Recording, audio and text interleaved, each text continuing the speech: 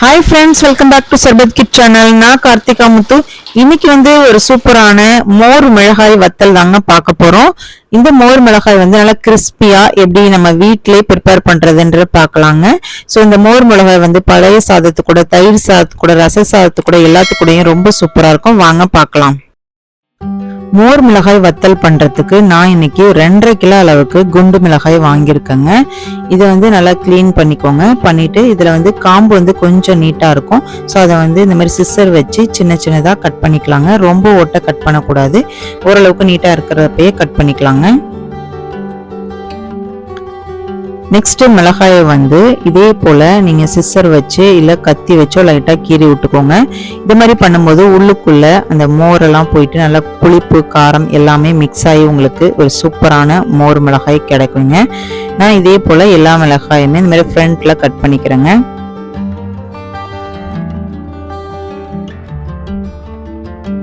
Scissor இல்லைன்னா கூட இந்த மாதிரி கத்தி வச்சு கூட நீங்க இந்த மாதிரி கட் பண்ணிக்கலாங்க.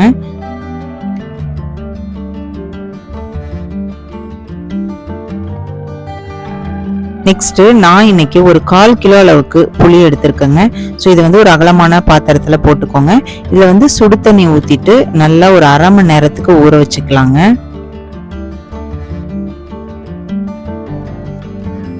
இப்போ மிளகாய் எல்லாமே சூப்பரா ரெடி ஆயிட்டு இப்போ ஒரு அகலமான பிளாஸ்டிக் பாத்திரத்தை எடுத்துக்கோங்க. அதுல நம்ம வாஷ் பண்ணி வச்சிருக்க மிளகாய் எல்லாத்தையுமே போட்டுக்கலாங்க.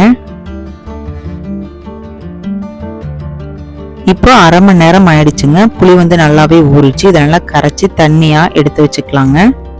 நெக்ஸ்ட் அடுப்பை பற்ற வச்சு ஒரு பெரிய பாத்திரத்தை போட்டுக்கோங்க. அதுல நம்ம கரைச்சி வச்சிருந்த புளி கரைசல நல்லா தண்ணியா கரைச்சி ஊத்திக்கோங்க. ரொம்ப திக்கா இருக்கும்னு அவசியம் கிடையாதுங்க. நான் ஒரு 2 பவுல் அளவுக்கு நல்லா தண்ணியா கரைச்சி ஊத்திருக்கேங்க. இப்போ இந்த மிளகாவுக்கு தேவையான உப்பு போட்டுக்கலாங்க. நான் ஒரு 2 கை அளவுக்கு கல்லுப்பு சேர்த்திருக்கேன். இப்போ ஆரம்பத்துல நம்ம உப்பு அதிகமா போட்டக்கூடாது, ஓரளவுக்கு கரெக்டா போட்டுக்கோங்க. பத்தலைன்னா கூட நம்ம போட்டுக்கலாம்.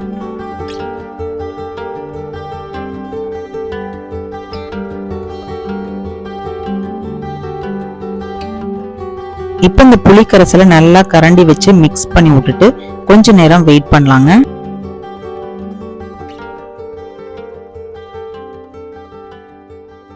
இப்ப 10 நிமிஷம் ஆயிடுச்சு. இப்ப புளிக்கரைசல் கொதி வர்றதுக்கு முன்னாடி ஒரு மாதிரி நுரைச்சுக்கிட்டு இந்த மாதிரி வருங்க.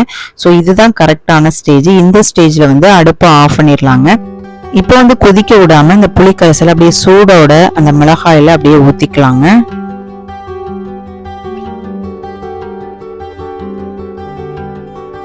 இப்போ புளி தண்ணியை அப்படியே ஊத்தியாச்சுங்க. கரண்டியை வச்சு நல்லா அந்த மிளகாயில அந்த தண்ணி படுற மாதிரி நல்லா மிக்ஸ் பண்ணி விட்டுட்டு ஒரு மூடி போட்டுட்டு மூடி வச்சிடலாங்க. இது ஓவர் நைட் அப்படியே நம்ம ஊற விட்டுறலாங்க. மறுநாள் காலையில எடுக்கும் பொழுது பாத்தீங்கன்னா நல்லா கலர் மாறி இந்த மாதிரி இருக்குங்க. ஒரு 2ல 3 டைம் நல்லா இந்த மாதிரி கரண்டி வச்சு மிக்ஸ் பண்ணி விட்டுட்டு நல்லா ஃபில்டர் பண்ணி நம்ம மிளகாயை எடுத்து வேற பாத்திரத்துல வச்சுக்கலாங்க. இப்போ மிளகாய் எல்லாமே தண்ணி எதுவும் இல்லாம ஃபில்டர் பண்ணி எடுத்தாச்சுங்க. இப்போ இதை மொட்டை மாடியில இந்த மாதிரி ஒரு சாக்கு போட்டுக்கோங்க.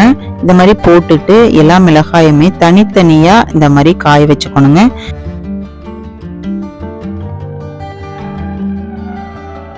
இப்போ சாயந்தரத்துல நான் மிளகாய் எடுத்துட்டு வந்துட்டேன்.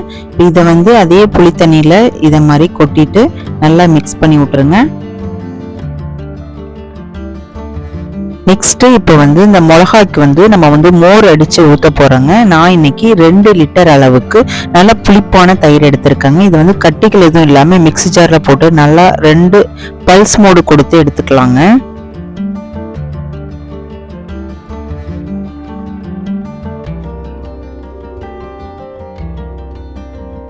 இப்ப தயிரை மிக்ஸில அடிச்சாச்சுங்க. இப்ப இதை ஊத்திக்கலாங்க. நான் 2 லிட்டர் தயிர் சேர்த்திருக்கேன்.